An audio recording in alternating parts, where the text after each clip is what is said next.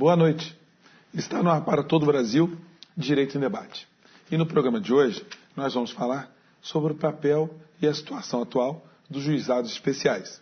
Veja quem são os nossos convidados. Dr. Sérgio Fischer, ele que é vice-presidente da OAB, Seção Rio de Janeiro. O advogado Luiz Henrique Souza Lopes, que é gerente do contencioso geral da Light, aqui no Rio de Janeiro, e participa ainda do programa o juiz Flávio Citro Vieira de Mello, titular do 2º Juizado Especial Cível, aqui da cidade do Rio de Janeiro. Mas, antes de começar nosso debate, vamos ver a opinião do presidente da OAB aqui do Rio de Janeiro sobre o nosso tema de hoje, o Dr. Wadi Damush.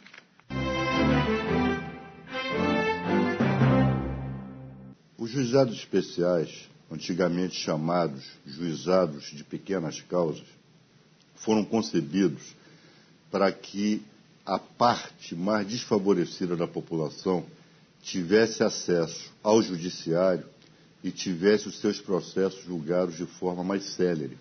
Aquelas causas normalmente ligadas ao direito do consumidor, a geladeira que não funciona, a televisão que não tem imagem, a fila no aeroporto que causou perda de voos, enfim.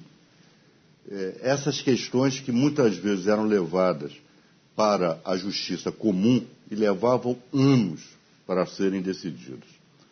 Ocorre que os juizados especiais acabaram por ficar tão assoberbados, acabaram por ficar tão inviabilizados que as pessoas hoje já estão optando, os advogados já estão optando pela justiça comum, pela justiça tradicional, que é mais cara, mas acaba sendo menos morosa.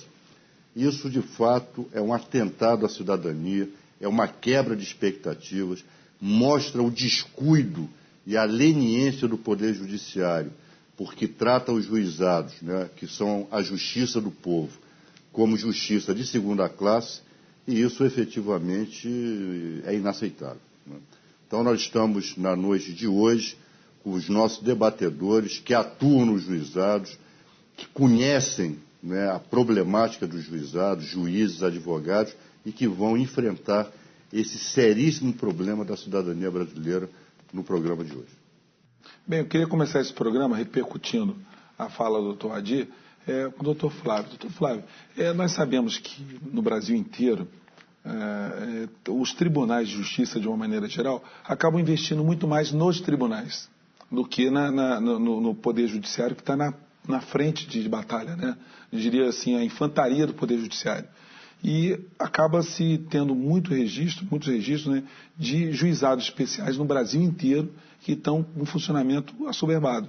Como é que se resolve uma questão como essa? Em primeiro lugar, discordo do Wadi, meu colega de faculdade da UERJ, porque o Rio de Janeiro, ao contrário, é um exemplo, né, a ser seguido em termos de investimento nos juizados especiais. Foi o primeiro tribunal do país a instalar juizados com estrutura própria, o primeiro tribunal do país a fixar os juízes titulares nos juizados. Resistiu um pouco, mas com muita eficiência, né? Criou um sistema de juízes leigos que replicam as decisões dos juízes togados, permitindo que o juiz togado multiplique a sua capacidade de proferir decisões nos juizados especiais para atender a demanda. O que ninguém contava, o que o próprio legislador da Lei 9.099 não contava, o que o Constituinte não contava, é com essa explosão de demanda. Para você ter uma ideia, nós temos hoje, no Foro Central do Rio de Janeiro, né, o juizado que eu sou titular, 2º juizado, ele recebe 1.800 processos novos em um único mês, né? E recebemos 1.000 processos novos em janeiro, ou seja, em 8 meses um aumento de 80%. Né? Serviço público não funciona como iniciativa privada. Se eu tenho um aumento de 80% da minha demanda, eu na iniciativa privada eu vou contratar novos funcionários, vou treinar novos funcionários, novos diretores, novos gerentes, mas a estrutura pública não permite isso, vocês sabem muito bem como é que funciona. Se eu tenho 16 funcionários, eu tenho 16 funcionários com 1.000 processos e vou ter os mesmos 16 funcionários com 1.800 processos. Então, nós temos que aprender e reaprender e renovar o aprendizado para dar conta dessa explosão de demanda, tentando fazer uma mágica, né? Produzir mais com o mesmo. Né? É uma mágica de gestão, né, de massa de processos. E o vice-presidente da Ordem, Dr. Sérgio Fischer, já acompanhou o trabalho do Tribunal do Rio de Janeiro, e eu tenho certeza que ele vai falar sobre isso. Né? Nós estamos realizando, então, mutirões, né, de conciliação para tentar, né, resolver esse problema de explosão de demanda. No centro do Rio de Janeiro, nós, então, utilizamos como ferramenta de gestão judiciária, né, um salão que custaria uma fortuna, né, um salão de 400 metros quadrados, com 10 boxes de conciliação, e isso é pioneiro no Brasil, né, onde funcionam comigo 16 juízes leigos, e nós, então, através de uma gestão razoavelmente eficiente de controle de volume de processos, nós temos uma lista que é top 30 das 30 empresas mais litigadas, né?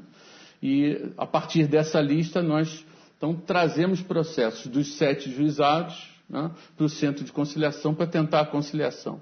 Uma média entre 350 e 500 processos em um único dia. E conseguimos 90% de conciliação em média, o que é um êxito em termos de Brasil, né? E caso não haja acordo, já fica marcada a data de leitura de sentença. Queria, depois da fala do doutor Flávio, fazer aqui a provocação para o doutor Sérgio. Doutor Sérgio, numa ponta do problema, não pode estar escondido também um comportamento do nosso judiciário, no Brasil inteiro, no sentido de aplicarem sanções muito tímidas, sanções muito pecuniárias, fazendo com que as empresas que são causadoras de danos, né, e, portanto, de muitas demandas, continue a ser mantido? Ô, Júnior, a dosimetria dessas condenações é uma coisa complicada, eu reconheço. Se o juiz fixa um valor baixo, estimula as empresas a não prestarem o serviço a contento.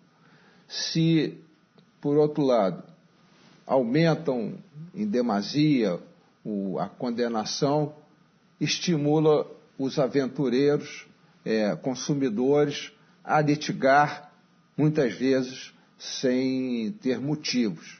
Então, esse equilíbrio é muito delicado. E eu tenho ciência que o tribunal sempre está atento a essa problemática. Bom, doutor Luiz Henrique, como é que a empresa se comporta quando ela percebe que está tendo um grande volume de demandas contra ela por conta de uma determinada prestação de serviço ou um comportamento da própria empresa? Perfeito. A empresa, não só a Light, mas eu estou falando aqui pela Light, mas eu tenho observado um comportamento completamente diferente na maioria das empresas, principalmente aqui no Rio de Janeiro. Quer dizer, o juizado especial ajudou muito nisso, uma mudança de consciência.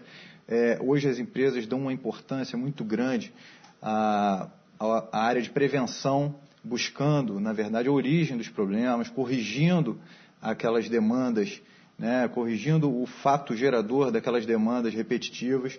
Então, é uma mudança de comportamento da maioria das empresas, e observamos isso em especial aqui no Rio de Janeiro, devido ao trabalho brilhante aí do Tribunal de Justiça, dos juizados especiais. Quer dizer, que tem sido, a demanda tem aumentado diante do sucesso que foi a lei, que foi a iniciativa do Poder Constituinte. Quer dizer, então as empresas, na verdade, estão se adequando a essa nova realidade e com certeza o efeito ele é latente, né? Nós observamos que, pelo menos posso dizer pela Light, eu sou cobrado lá e meu setor é cobrado mensalmente os resultados, se eu estou ganhando, se eu estou perdendo, quantas ações estão entrando. Quer dizer, então isso é um ponto de atenção não só para a Light, mas para todas as empresas do Rio de Janeiro. E de uma maneira geral, isso tem crescido também o volume de demandas, ou as próprias ações, iniciativas que a empresa toma, ela acaba evitando que o crescimento de ação seja exponencial? Veja, até uns 3 anos atrás, né, o crescimento ele era uma PG, né, todo ano praticamente dobrava o crescimento de ações contra a maioria das empresas, né? Temos observado que nos últimos 2 anos temos conseguido manter em linha a quantidade de demandas. Quer dizer, por exemplo, a Light, que tem 4 milhões de clientes, ela recebe nos juizados especiais cerca de 2.000 processos.